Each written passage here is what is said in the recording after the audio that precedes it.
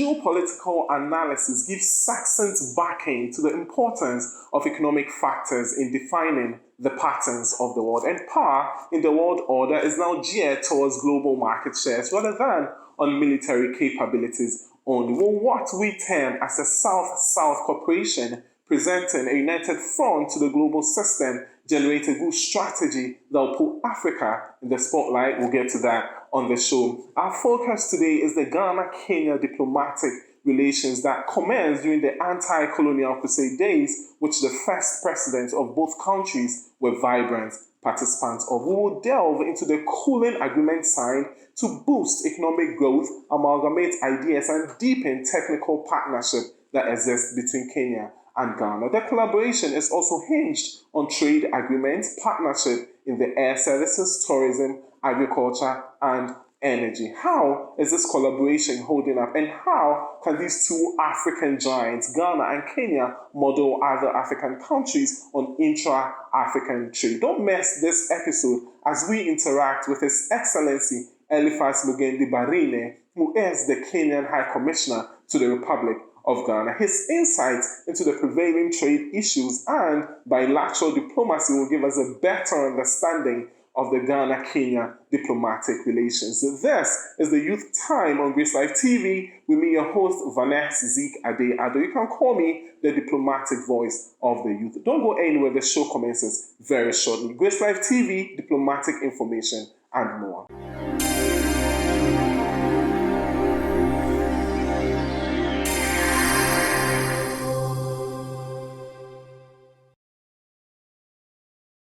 So, ladies and gentlemen, I am here with His Excellency Eliphas Mugendi Barine, the Kenyan High Commissioner to the Republic of Ghana, delving deeper into the diplomatic relations between Kenya and Ghana. Your Excellency.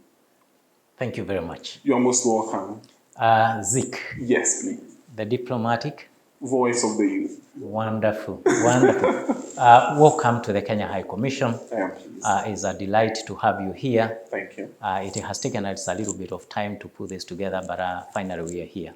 We made it. Particularly to delve a little bit into the issues that touch the core of our very relations and focusing especially on the youth.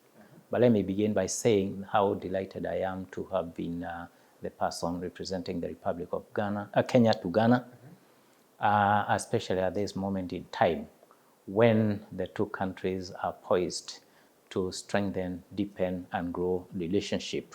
As you have mentioned before, our history, our relationship predates our independence. In fact, when you go to the Conference of Manchester, the two great tower leaders of Kenya and Ghana were at that conference, where issues of emancipation of the continent were at the center stage. And I think we can see the results of that in the subsequent years, and they have remained true to the calling of the African Union. In fact, these are crystallized with the Organization of the African Union, whose main mandate was really freeing the continent from subjugation, from colonization, and all manner of indignation. So that's a success story, and I think our leaders remain faithful to that calling. So with that success story and coming from the independence era to now, how do you see the bilateral relations between Kenya and Ghana and its future? The good thing about this relationship is the continent is getting closer every day. And the aspiration and the dream of our leaders to integrate and come up with a cohesive, united Africa is becoming a reality. But just to signpost that is, first of all, for us to get to this level, I think the establishment of diplomatic missions in each capital is a big milestone. It is one of the platforms for which nations indicate their level of relationship and friendship.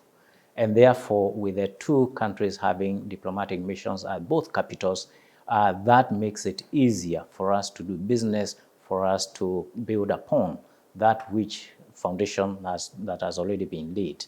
And I'm happy to say that we have a great host. And we are working very, very closely. We have been received warmly, and we have been facilitated at every level to the best that we could expect. We are happy to be in Accra, to interact with the good people of Ghana, and they are good people, so I'm happy. And of course, this is the same message I'm sending out to Kenyans, that Ghana is not too far off. West Africa is not far off. You have people that are looking forward to interact, to work together, to welcome, and be able to build industry, investment, wealth together. So the building of this industry and wealth together really commenced in the year 2020, and in the month of January specifically, when Kenya inaugurated its High Commission here in Accra, which is set to facilitate trade and investment between both countries. How is the bilateral trade relations between Kenya and Ghana faring as of now? I think relationship has been on a growth trajectory prior to our establishment of a permanent or a resident mission in Accra. We have a number of instruments that have continued to build upon this solid foundation.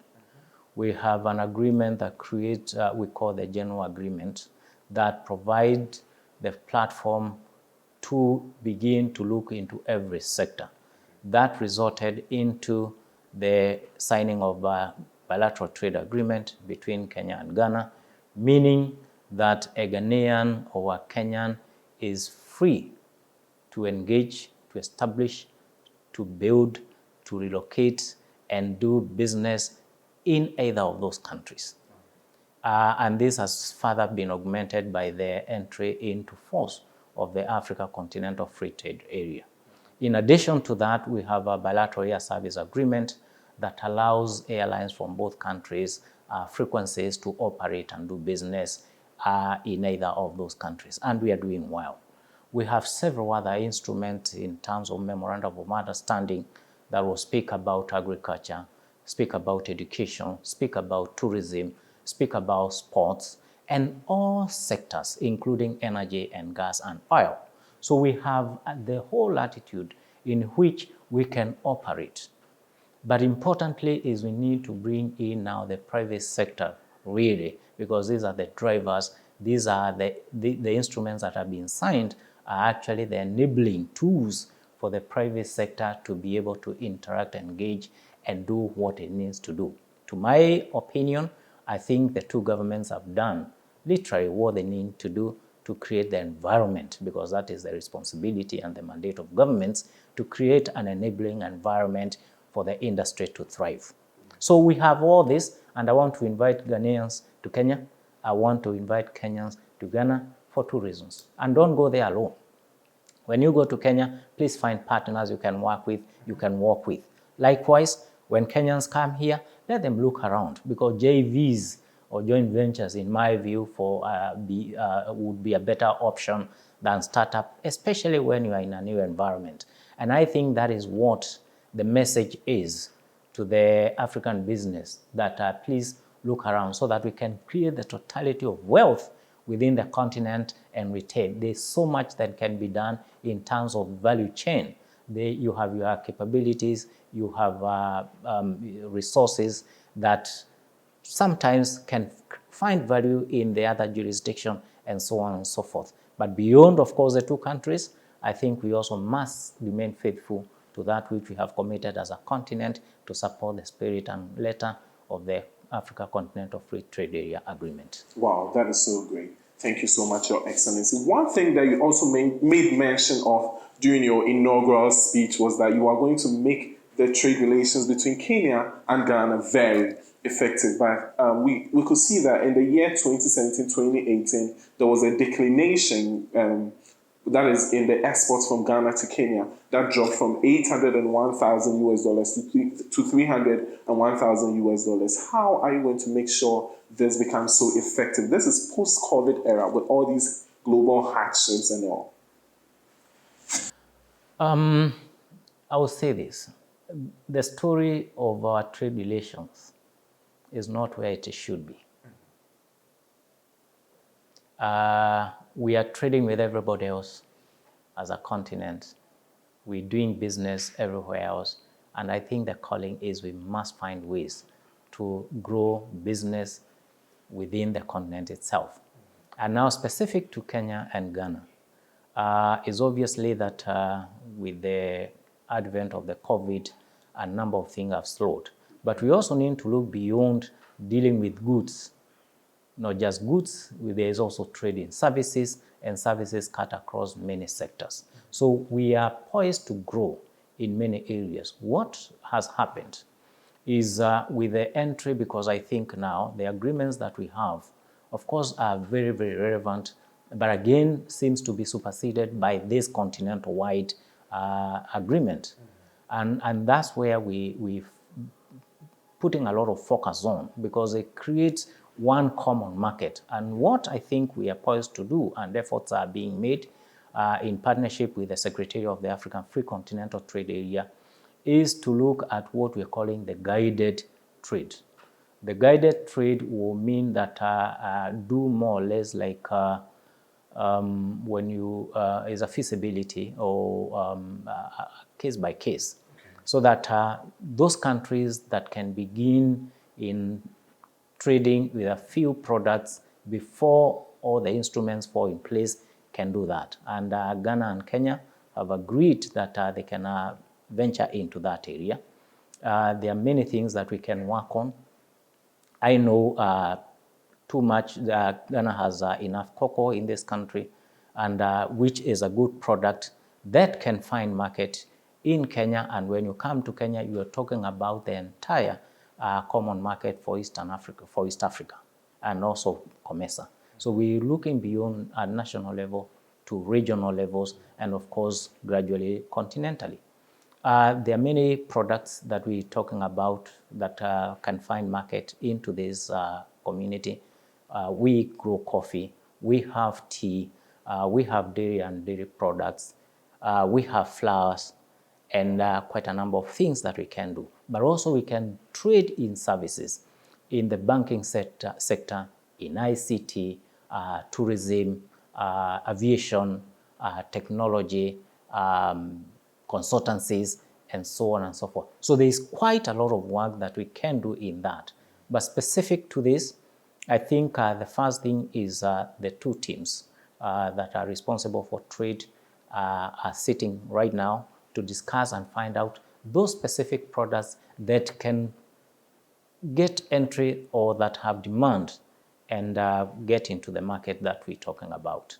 Okay. Importantly also is really, again, to see how we can add value and in the chain value, so to speak, because that is where really the issues are. Wow, then that will really make the trade relations very effective. It will make trade very effective. Yes. Because you also made mention of the fact that you called for an interinstitutional collaboration among private and public sectors to diversify products to meet international standards. Can you also elaborate on that? Yes, I think it is very important that as we go into trade, we are also strengthening institutions that promote the industry.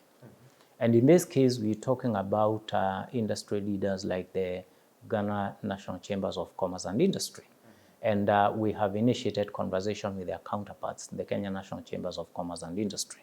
It's important that we promote trade within institutional levels so that we can build on trust and we can be able to help our industry and our business people really get to do business in a much more cost-effective, perhaps find their partners on the other side by way of collaboration. So we are hoping shortly that the two institutions will have a memorandum of understanding so that they can support each other, because trading between the two really is mutual.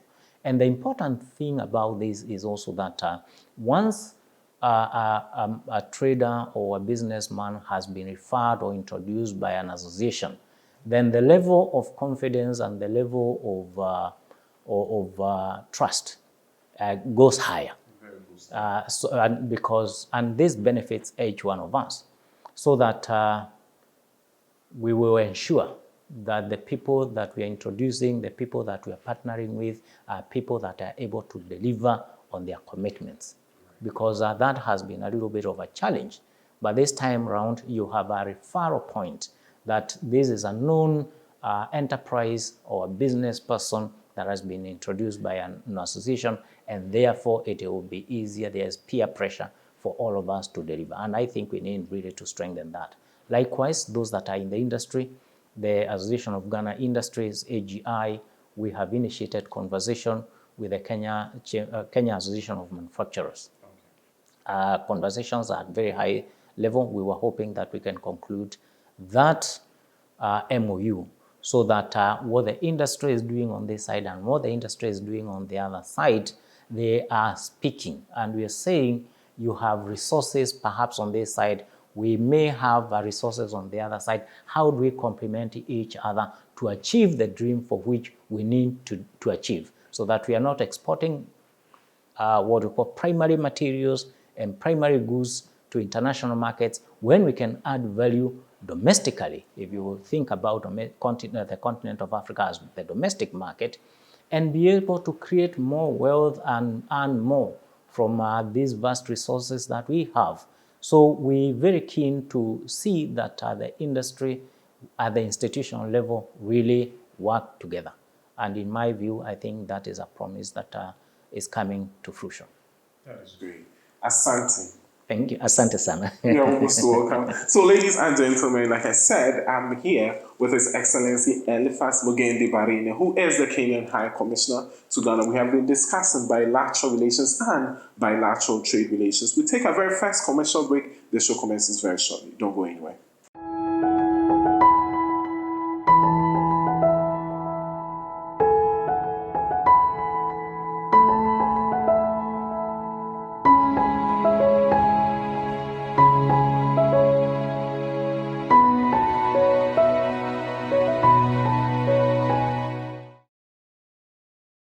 So, ladies and gentlemen, welcome back to the Youth Time. I've been here with His Excellency Eliphas Mugendi Barine, the Kenyan High Commissioner to the Republic of Ghana. Your Excellency. Thank you. Thank you very much. Yes. Once again. Oh, karibu. Yes. So during the 2022 first quarter public-private partnership forum that was on tourism, stakeholders in the private and public sectors met to discuss the progress of tourism in Ghana and Africa as a whole. What do you think could be done to combat the challenges that is impeding the progress of tourism in Africa? Coming from a country that prides so much in tourism, I've seen Karibu Kenya everywhere, so it means you guys are really doing well. What do you think Africans can do collectively to ensure that this sector is aiding our development? Thank you very much. I think tourism should be seen at the same level as any other industry. It's an important industry that brings on board a lot of people into the sector, both upstream and downstream. Upstream in the sense of investing in the facilities, downstream in terms of services, in terms of the whole chain value, the food production. It speaks to everything, because when people move, they require someone to move them from point A to point B. They require somewhere for a meal. They will need entertainment. They will require a driver. They will require a tour guide. They need services. And all those services are tied to insurance, services tied to banking, services tied to literally everything. So it's a very, very expansive, broad sector that we see. In fact, from our point of view, it also gels very well with the flora and fauna, the natural environment that you are into. If there are lakes, there are water bodies, there are valleys, there are mountains. And of course, if you come to our area, we have animals and good people as well. You have beaches. You have literally everything. And this is what people are looking for. The world has become very competitive, that people are looking into products that really meets their needs. And I don't think there is anywhere else in the world where we have so much variety as in Africa. Is how we need to package that in order for that to be a little more attractive to global travelers. Because now, and of course, I think we are seeing some very promising moments after the COVID-19. We see very many people that want really to travel and compensate, so to speak, for the lost time. But it is true also that it's a very competitive sector, so therefore we must also do a little more, so that when the tourist is making that decision to travel, then there is a case, and a very strong case, for them to look into the African continent. But beyond that also, not just looking at the international travelers, I think as a continent we need to explore our own continent more. So we need to promote intra-continental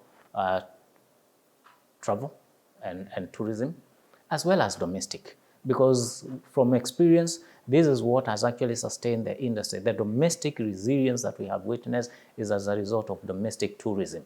And we have seen those that have been able to sustain it through the COVID period is as a result of the faithfulness of the citizen, and particular intra-national tourism. But having said that, of course, there are a number of impediments that we also hear about. One of it is connectivity. Traveling from one African country to another sometimes can be a little difficult, because our airlines are not as big, they are not, the network is not as expansive, the frequency perhaps also because it's a business is not as frequent as it could be, as we see in other areas, and therefore I think it is a moment where we need to rethink how our airlines are constituted, how we need to strengthen and come up with more reliable, more expansive, a stronger airline in the continent to encourage our people to move around. Of course, there are other issues, and I think this will be resolved quickly. The issues of visas, I know is a topic that we may not run away from, because traveling to some African countries also can be a bit of a challenge in terms of how quickly you get visas from one country to the other. But I know there's a decision of the African Union at the highest level that we must facilitate free movement of people and persons within the continent.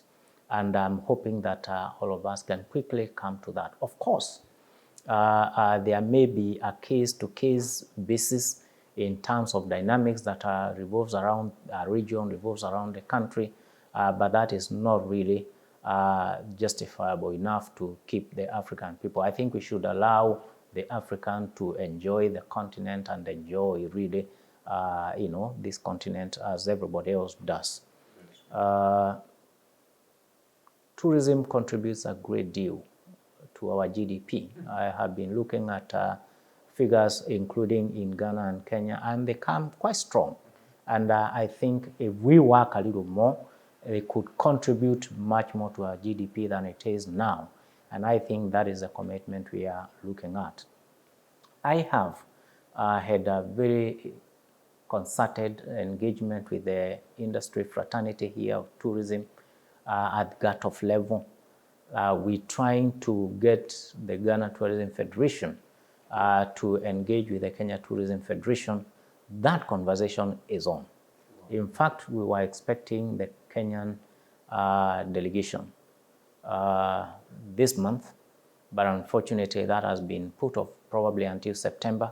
So we are expecting the Ghana Tourism Federation to host their Kenyan counterparts in Ghana early in September, and we're working very hard to make sure that happens. And successively, in return, the Ghanaian tourism fraternity will be able to travel to Kenya and exchange notes so that we get to know who is doing what. It is useful that if you are in a hotel, then you know who is in hotel in Ghana, so that if you have visitors that are traveling, you have an easier way of linking them up. The same thing with the travel agent, the same thing with tour operators. They will be able to show you around, and that way you have a more predictable way of managing and serving your customers, because tourism is sensitive to service in all sectors. May it be at the lodging level, may it be at the restaurant, may it be movement from one point to the other. the tourist, if you think about it, is leisure. Is leisure. And therefore, those that want to spend their money, they want to spend their money and enjoy for what they have paid.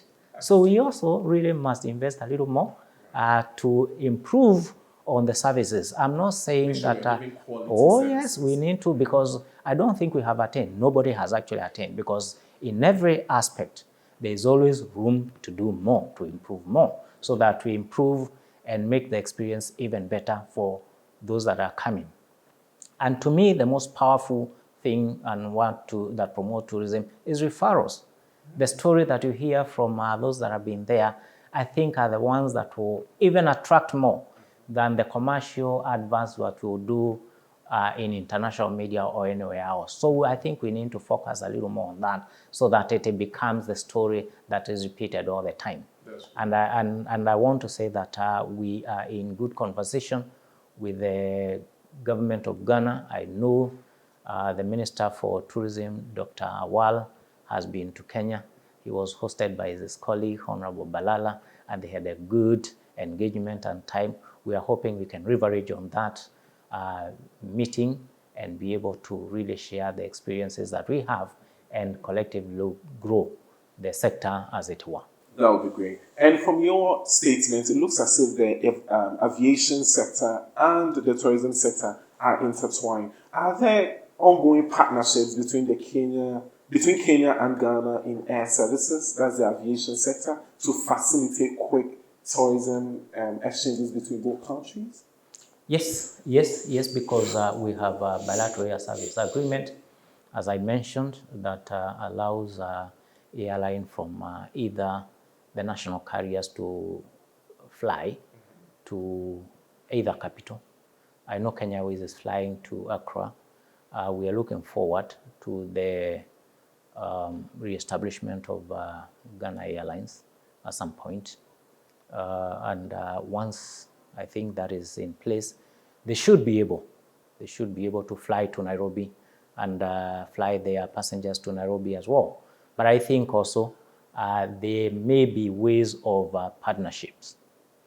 If and when the Ghana Airlines comes on board, perhaps you could also explore ways of enhancing partnership between Kenya Airways and Air Ghana in a way that will be able to correspond and be able to move our passengers seamlessly. So we're looking forward to that time. But I think also, there has been this discussion about how do we build a more robust, a more stronger airline that serves the continent better. And I'm hoping that really that is a matter under discussion, and the appropriate authorities are looking at it. I don't have the details of that, but I must say that it is a day that I'm looking to, whereby we have stronger African airlines that can compete with the rest of the airlines globally and be able to provide the services that we need, so that we are able to travel much more easily and much more efficiently within the continent. So one way of assisting the youth in Africa is by giving them leadership skills that will help them attain to higher heights. Are there any skill trainings, workshops, forums that will educate African youth coming from the High Commission here in Ghana? I'll begin by saying that we are also quite youthful here, because we barely 2 years since our opening of our High Commission here in Accra. We haven't really ventured into that much, but we are looking forward to partnering with the institutions that are engaged on the subject matter. It is our passion, because our youth really need to engage, and we also need really to mentor. The responsibility that we have as citizens is to help and hold the hands of our youth, because even ourselves, at one point or the other, our hands have been held. So we have that primary duty and mandate to really engage with the youth, but to encourage them and tell them that there is future. But the most important thing is they are living at a moment when the world is flat. I say that because the opportunities that they have wherever it is in the continent or globally, the opportunities are the same. And what the world has been, the reality is that they will be competing, and they are competing with the very best globally. So as they begin to step out, it is important to realize that the space that you're operating with has narrowed to that of a global citizen. It is no longer limited to your jurisdiction because of technology. And I think that is the message that we need to send out and encourage our youth, because we have all it is. Our youth are as good as any other, be they in sports, be they in drama, be it in poetry, be it in academia, be it in any other sector. Our youth are as capable and have the same ability and access to those facilities as any other. I think also it is how we orient them, that we need to focus also on technical and professional skills, so that we are not focused entirely on what was classical white-collar jobs, because that is changing. The terrain is changing very quickly. Opportunities for employment in relation to the size of our populations, in relation to global dynamics and the needs of the industry are changing fast. So what we need to do is encourage them to acquire skills that will be able to relate to the needs of the industry. And a lot of these skills, like it is everywhere else in the world, is actually in the technical and vocation, that you are able to provide a service the industry requires. It doesn't necessarily have to be an 8 to 5 o'clock job. You can actually provide a service which is either a service or a technical service. It could be in engineering, it could be in mechanics, it could be in telecom, it could be in financial services. So skills that will be able to scale you up to enter and compete in that particular industry. So there's need to pay a lot of attention and acquire as much knowledge and commit to learn as much as you can, so that you separate yourself from the pack. Because the idea of dropping application after application, and we can see the frustration that there is. Not because they are not qualified enough, but because the demand and the spaces are limited. And therefore we need perhaps to review and ask ourselves very strongly, what is the niche that I have, and which areas, what is the problem that we need to solve, so that you focus your skills around an area that will be resolving particular questions. I know particularly the construction industry is booming, you know, and you may probably not find, if you want to lay tiles, or you want an electrician, or you want a plumber, or you need someone to roof, or you need something else, those skills are not everywhere. And we are saying skills that have been certified, because it's important not just to learn on the job. It is important to do the job, but you also need to be certified so that you can be remunerated as appropriate. Because if you work without certification, your remuneration will be as much, and I don't think you will be able really to leverage and demand for more. But when you have been certified and you have certification, it places you at a level and a grade that you will be able to make a case that here it is, I am, and I am certified, and therefore my fee is the following. And I think this is important that we look at it that way. There are many sectors. Please don't choose the jobs. Don't choose the jobs, and don't wait to make so much money to begin big businesses or to begin something big. I always encourage youth to begin with what they have and from where they are. Let us not look at what others have done or where others are. It is good to have that aspiration, but remember, it is a journey. Start with the first step, you will be there. Only if you remain consistent, faithful, and true to what you're doing, because things will not fall in place unless really you dedicate your time and resource and energy into what you are doing, so that if there is anything you are doing, do it as if you will not never do it again. Thank you so much. If for anything you are doing, do it as if you will never do it again. Those are his final words. Asante sana. Karibu.